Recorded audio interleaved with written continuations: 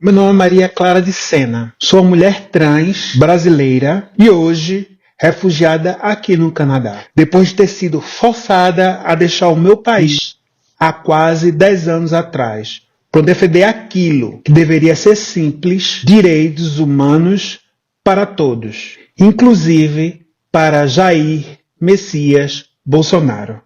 Sim, inclusive para Messias Bolsonaro. Porque é essa base ética que diferencia uma democracia de um sistema de ódio. O Brasil hoje está dividido, mas isso não é coisa nova. Hoje, dia 22 de novembro de 2025, com a prisão de Bolsonaro em um presídio federal, o Brasil vive uma divisão que parece recente, não é?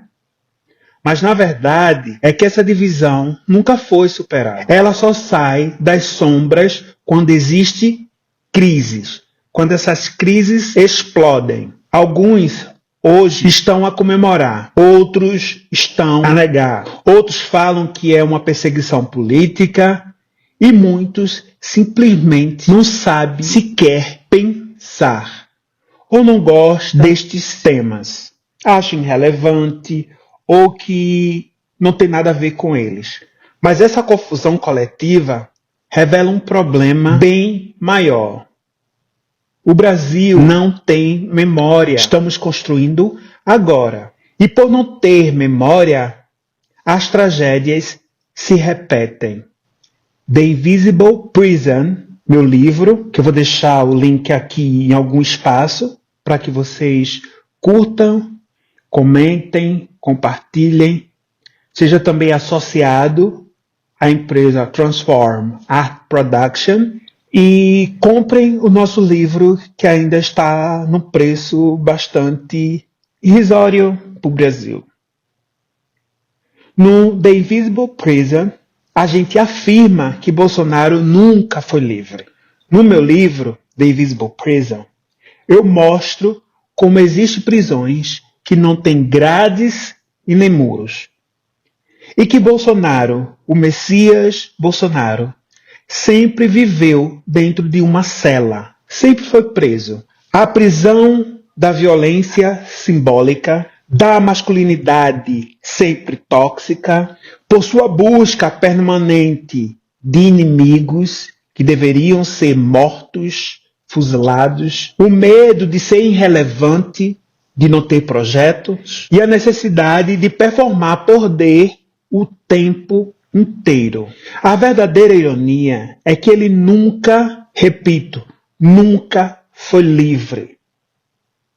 Mesmo quando se tornou presidente, ele sempre foi refém de uma imagem que construiu através de muitas mentiras.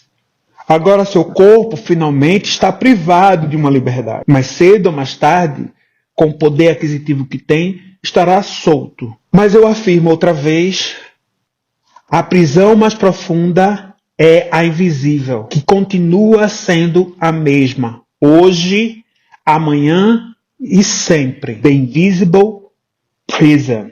O perigo real. Onde está? O exército de Cristo. Essa radicalização intramuros. Quando eu, Maria Clara de Sena, integrava o Mecanismo Estadual de Prevenção e Combate à Tortura do Estado de Pernambuco, sendo a única mulher trans a compor um órgão desse no mundo, vocês podem dar um Google e vocês saberão mais de mim. É importante, uma vez que o Brasil não tem memória. Hoje eu entendo a importância de reavivar a memória e trazer esse trabalho que foi tão significante para que a gente tenha uma visão do que está acontecendo hoje.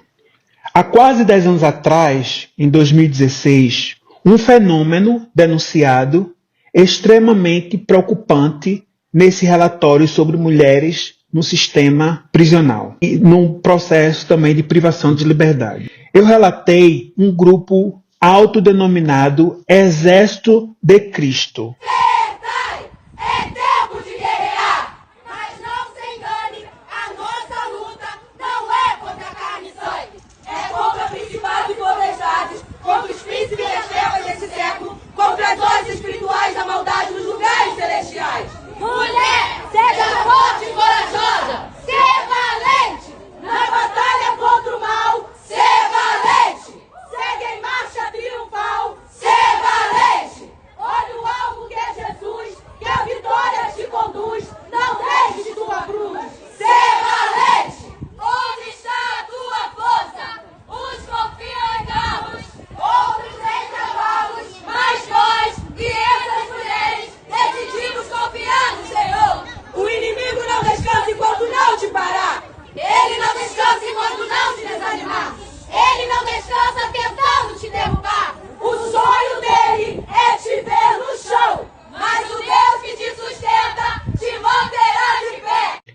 que era responsável por impor castigos físicos, psicológicos de determinadas unidades, como grupos terroristas, e eu queria que vocês começassem a prestar atenção nesse exército de Cristo.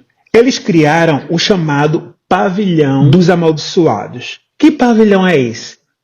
É um espaço de terror direcionado especialmente a, prestem atenção, homens negros e idosos, homens negros, especificamente idosos, negros e idosos, que eles têm em comum preto velhos, que isso tem uma referência das religiões de matrizes africanas, pessoas LGBTQI+, spirits, pessoas vivendo com HIV e AIDS, entre outros perfis vistos como indesejáveis ou impuros até que voltem para essas prisões invisíveis, ou seja, deixem de ser a sua essência notoriamente, publicamente. Ok, você pode ter uma psicopatia, mas negue-a, finja que não existe. A mesma coisa se você é uma mulher trans, se desfigure, deixe de ser quem você é. Volte para as prisões invisíveis. Volte para o The Invisible Prison. Foi elogiado por Roberto Jefferson.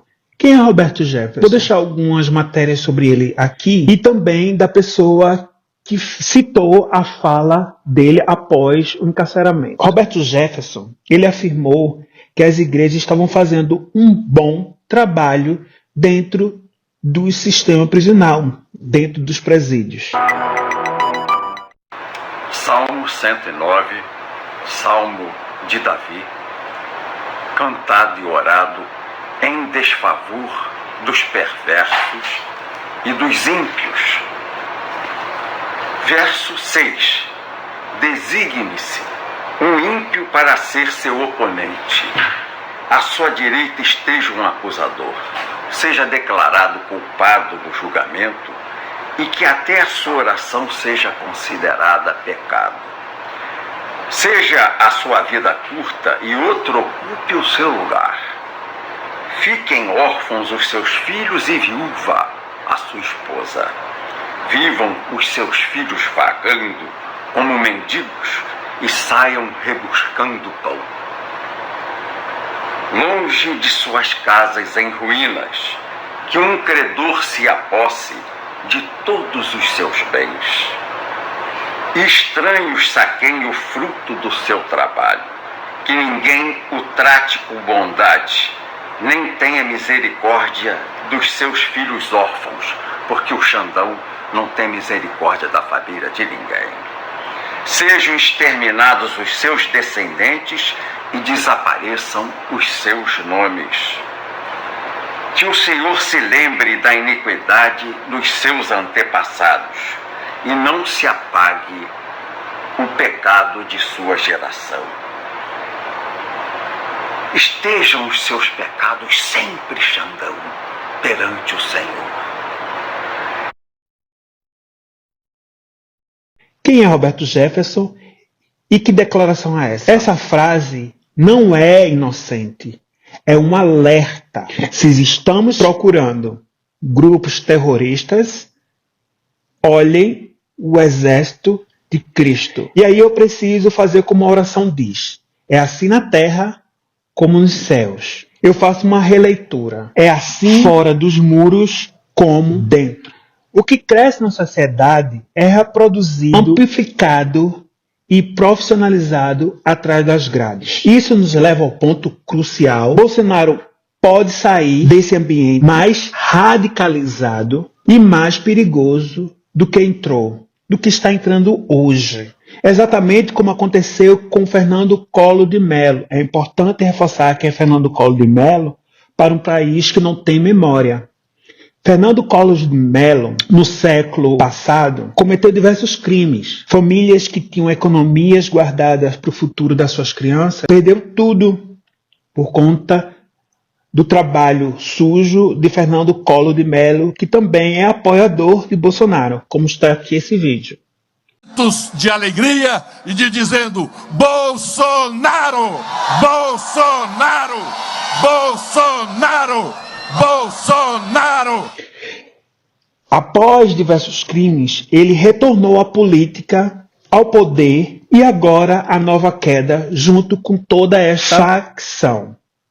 É o ciclo. Quem não tem memória repete os mesmos monstros ou se deixa repetir os mesmos monstros. O problema no Brasil hoje não é o Bolsonaro preso ou solto, ou quem está enquanto presidente ou não está enquanto presidente. Vamos supor se um extraterrestre, alguém que viesse lá de cima, sentasse hoje enquanto presidente. O que nós teríamos durante o carnaval? Uma partida de futebol com as torcidas organizadas. A coleta do lixo. O que mudaria? Então, eu repito, o problema não é Bolsonaro preso. O problema é o que o Brasil faz ou deixa de fazer com esse momento histórico. Se não houver memória, documentação, reflexão e mudança, Bolsonaro, será transformado em um mártir por seus seguidores, será reescrito como herói por revisionistas e poderá retornar mais forte, mais radical e mais aliado às violências que encontrou no sistema penitenciário. A história nos mostra que o Brasil não quebra o ciclo. O ciclo volta a quebrar o Brasil. A minha posição e o chamado à memória. Eu falo isso não como analista política. Não.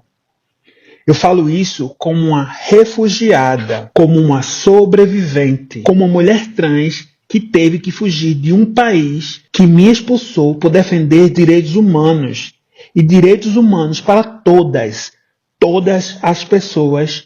Inclusive, agora eu defendo os direitos humanos para Messias Bolsonaro. Eu não desejo o sofrimento de ninguém, inclusive o dele. Eu não desejo o sofrimento dele. O que eu desejo é memória coletiva. Eu desejo justiça coletiva, social. Eu desejo transformação, art production. Eu desejo que nós nos transformemos como uma borboleta. O Brasil precisa criar memória urgente. Nós, brasileiros, precisamos criar memórias urgentes. Fazer como estamos fazendo através do Invisible Prison, um livro digital.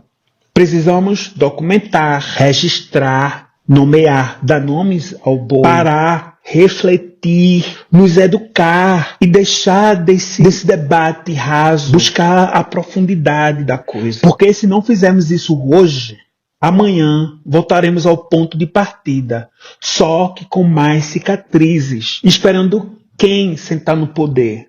E vamos fechar com a prisão do Brasil. A pergunta verdadeira não é: Bolsonaro está preso? A pergunta é: o Brasil está pronto para se libertar da prisão invisível que ele representa? Esse é o ponto da questão. Se quisermos um futuro diferente, precisamos começar criando memórias, educação política, responsabilidade coletiva e compromisso com a verdade. E aí eu trago a minha mão de obra e entender que isso é um trabalho, custa tempo e tempo realmente, sacrifício, precisa ser reconhecido. Apenas que vocês curtam, comentem o que achou do vídeo, compartilhe para as outras pessoas, seja também um apoiador desse projeto, seja também um sócio vendendo o nosso livro, você também terá remuneração. Estejam presentes nessa pasta sobre direitos humanos, a questão do aprisionamento invisível. Mas se você se sente cansado desse tema, nós temos a página do Transform Art Production, que é toda em inglês. Então, mais uma vez, sigam, curtam, comentem, compartilhem. E eu prometo que eu irei responder como for possível. Tudo isso começa agora. Posso contar com você? Deixa um comentário aqui embaixo. Até já. Tchau. Agora eu te dou um tempo para pensar. Imagina tudo isso e um pouco mais dentro do sistema prisional.